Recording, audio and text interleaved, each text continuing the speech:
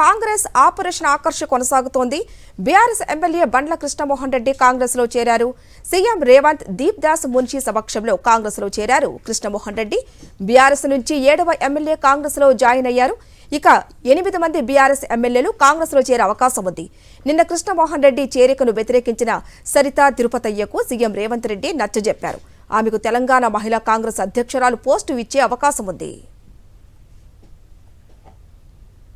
మరింత సమాచారం మా ప్రతినిధి రాకేష్ అందిస్తారు. రాకేష్, బీఆర్ఎస్ కు మరొక షాక్ తగిలింది. గద్వాల బీఆర్ఎస్ ఎమ్మెల్యే బండ్ల కృష్ణమోహన్ రెడ్డి కొద్దిసేపటి క్రితమే సీఎం రేవంత్ రెడ్డి ఆధ్వర్యంలో కాంగ్రెస్లో చేరారు. దీంతో కాంగ్రెస్లో వరుసగా బీఆర్ఎస్ నుంచి చేరిన 7 ఎమ్మెల్యేల లిస్టులో బండ్ల కృష్ణమోహన్ రెడ్డి చేరారు.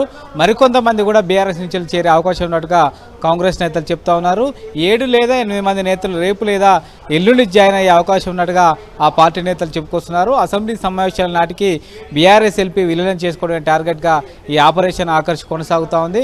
గత కొద్ది రోజులుగా కూడా పార్టీకి సంబంధించి కొంతమంది నేతలు వ్యతిరేకిస్తున్నప్పటికీ వారి విషయంలో నచ్చజెప్పి బుజ్జగించి ఇతర నేతలను చేర్చుకుంటున్నారు. ముఖ్యంగా జగిత్యాల ఎమ్మెల్యే సంజయ్ చేరిక సందర్భంగా కూడా జీవన్ రెడ్డి తీవ్ర అసహనం వ్యక్తం చేశారు. అయినప్పటికీ ఏకంగా ఏఐసీసీ నేతలతో మాట్లాడించి ఆయనకు నచ్చజెప్పి మరీ సంజయ్ని కాంగ్రెస్ పార్టీలో చేర్చుకోవడం జరిగింది. ఇప్పుడు గద్వాల ఎమ్మెల్యే చేరిక సందర్భంగా కూడా నిన్నటించేలి గద్వాల నుంచి కాంగ్రెస్ నుంచి పోటీ చేసిన సరితా తిరుపతి తీవ్ర అసహనం వ్యక్తం చేశారు, నిరసనలు వ్యక్తం చేశారు.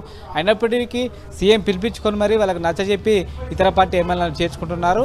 ఈ దిశగానే ముఖ్యంగా గ్రేటర్ హైదరాబాద్ పైన ఫోకస్ చేయడం జరిగింది. గ్రేటర్ హైదరాబాద్లో కాంగ్రెస్ నుంచి గెలిచిన ఎమ్మెల్యే ఒక్కరు కూడా లేరు. ఇప్పటివరకు దానం నాగేంద్ర కాంగ్రెస్ చేరడంతో మిగతా ఎమ్మెల్యేలు కూడా సంప్రదింపులు జరుపుతూ ఉన్నారు. కొద్ది రోజుల్లోనే వారి చేరిక ఉంటుందనే ఒక సమాచారాన్ని అయితే కాంగ్రెస్ నేతలు ఇస్తున్నారు.